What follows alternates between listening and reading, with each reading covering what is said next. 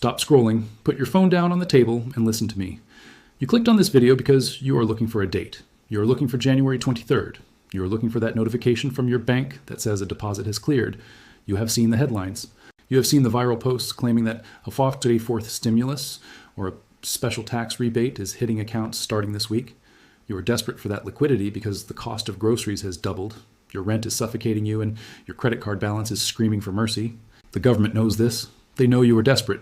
And that is exactly why they have set the trap that springs shut on January 23rd. This stimulus you're searching for, it is not a gift, it is a bribe. And the price you are about to pay for that deposit is your total irrevocable financial anonymity. While you're refreshing your banking app waiting for a few $100s, the Internal Revenue Service is activating the most aggressive surveillance grid in American history. January 23rd marks the unofficial opening of the tax season data harvest. This is not about filing your return. This is about the information return, the tens of millions of 1099-K forms, the crypto exchange logs, and the digital payment records that are flooding into the IRS supercomputers right now. They have dangled the carrot of a refund or a credit in front of you, but to touch that money, you have to walk into the digital cage. Let's look at the forensic reality of what is happening this week. The IRS has deployed enhanced AI auditing tools that specifically target low to middle income earners who rely on a gig economy income.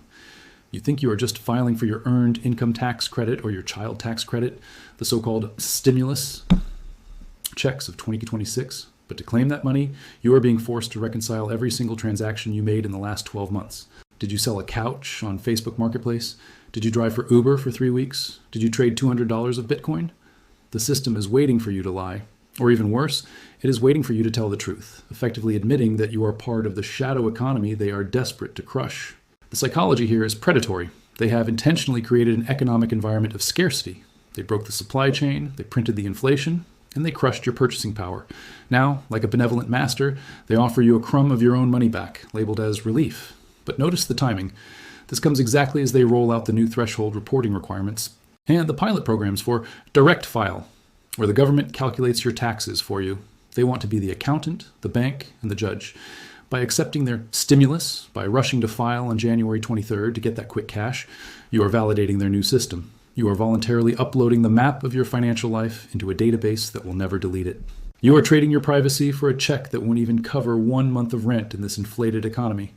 And the terrifying part is, most people will thank them for it.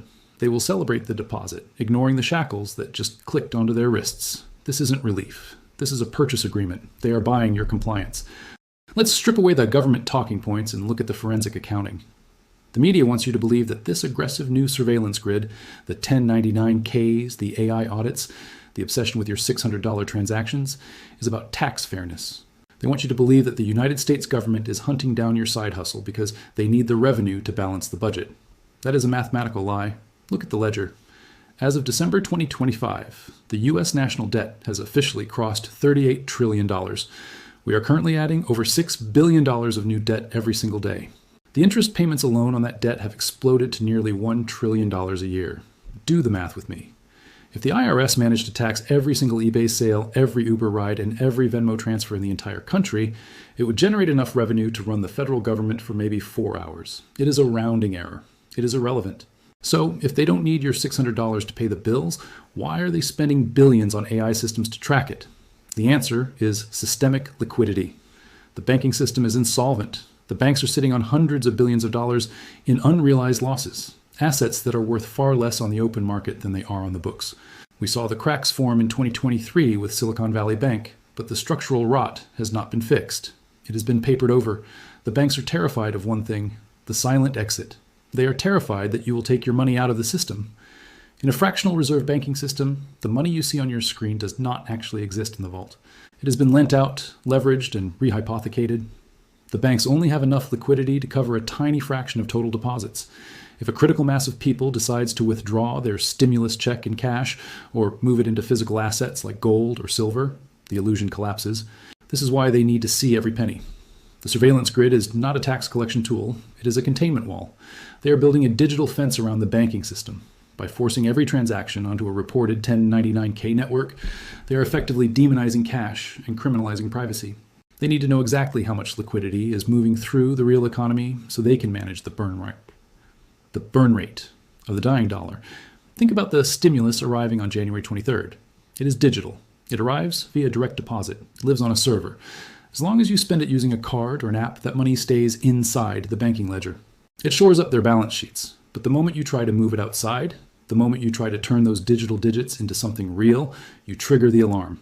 They aren't tracking you to tax you. They are tracking you to prevent a bank run. They are monitoring the exits because the building is on fire and they need to make sure the doors stay locked until they are ready to reset the system. Now we arrive at the true purpose of this entire operation.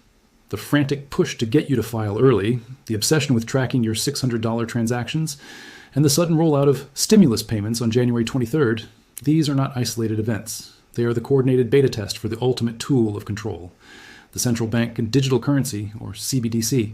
You need to understand that the money landing in your account this week is a Trojan horse. It feels like dollars. It spends like dollars.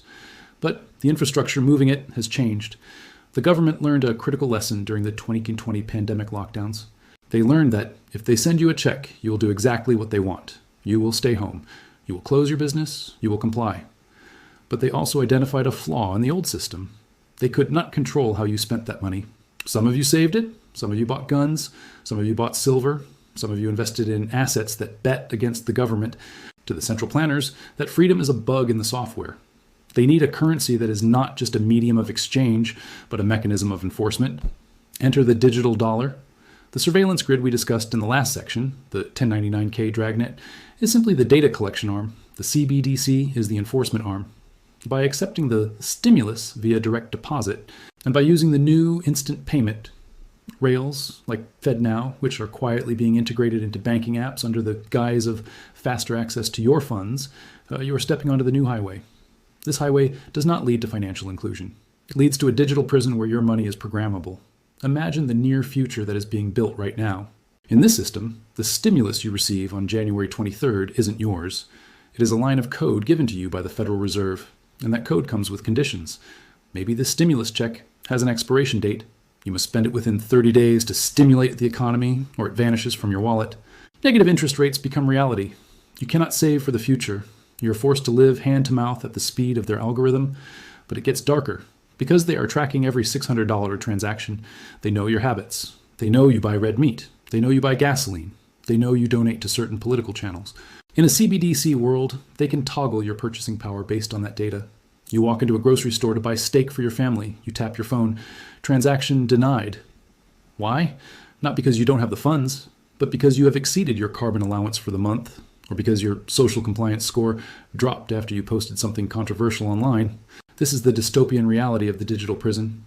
They are using the January 23rd stimulus to condition you. They are training you like a lab rat to press the lever and wait for the pellet.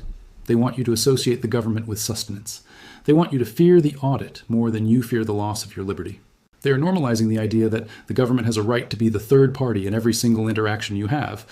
If they can track a $600 Venmo payment today, they can turn off your ability to buy bread tomorrow. The cage is being built around you, bar by digital bar, and every time you celebrate a free government deposit, you are helping them lock the door. There's only one way out of this trap. There's only one exit door that the government cannot brick up, cannot surveil, and cannot turn off with a keystroke. It is not Bitcoin, which lives on a public ledger visible to the NSA. It is not offshore banking, which has been neutered by international reporting standards. It is physical silver, not the paper silver you buy on the stock market, which is just another IOU in a bankrupt system, but real, heavy, tangible metal that you hold in your own hand. The beauty of a silver coin is its silence. When you hand someone a silver eagle to pay for a service, or when you store a tube of generic rounds in a floor safe, there is no data packet sent to a server in Utah. There is no 1099K generated. There is no algorithm that flags the transaction as suspicious. It is a peer-to-peer transaction in its purest, most ancient form. The IRS cannot track a silver coin. They cannot freeze a silver bar. They cannot debank a stack of metal. In a world of total digital surveillance, physical silver is the last bastion of financial privacy. It is the only anonymous bearer asset left that is accessible to the common man. You must understand the difference between currency and money. The stimulus check arriving on January 23rd is currency. It is a fiat claim on a bankrupt government backed by nothing but faith and the threat of violence. It is designed to lose value. It is designed to be tracked. Silver is money. It has been money for 5,000 years. It is a store of energy and labor that cannot be debased by a central banker with a printing press. When the banking system finally breaks, When the liquidity crisis we discussed earlier becomes a solvency crisis, the digits in your bank account will vanish, or they will be locked behind a withdrawal limit. But the silver in your possession will still be there. It does not rely on the electrical grid. It does not rely on the internet. It does not rely on the permission of the Federal Reserve. It simply is. This is why they hate it. This is why they mock it as a barbarous relic, because it represents freedom. It represents the ability to exist outside their system. Every ounce of silver you stack is a vote of no confidence in their digital prison. When you take that stimulus bribe on January 23rd, do not spend it on consumer garbage. Do not use it to pay down a credit card that they are manipulating with usurious interest rates. Take their paper and immediately convert it into real money. Use their own weapon against them. Drain the physical vault. The window to make this move is closing. As the CBDC infrastructure rolls out, buying precious metals anonymously will become harder. They will try to ban cash. They will try to restrict non-approved asset purchases, but they cannot confiscate what they cannot find. You're not just investing for a return. You are positioning yourself for survival. You're building an ark before the flood. Let them have their data. Let them have their AI audits. Let them have their dying dollar. You keep the truth. You keep the metal. This is not just financial advice. This is a call to arms for your personal sovereignty. The system is coming for everything you own and everything you are. Make sure that when they finally kick down the door of the digital economy, you are nowhere to be found. You are ghost. You are secure. You are your own bank. This is Boring Currency Archive. Stay hidden, stay prepared, and keep stacking.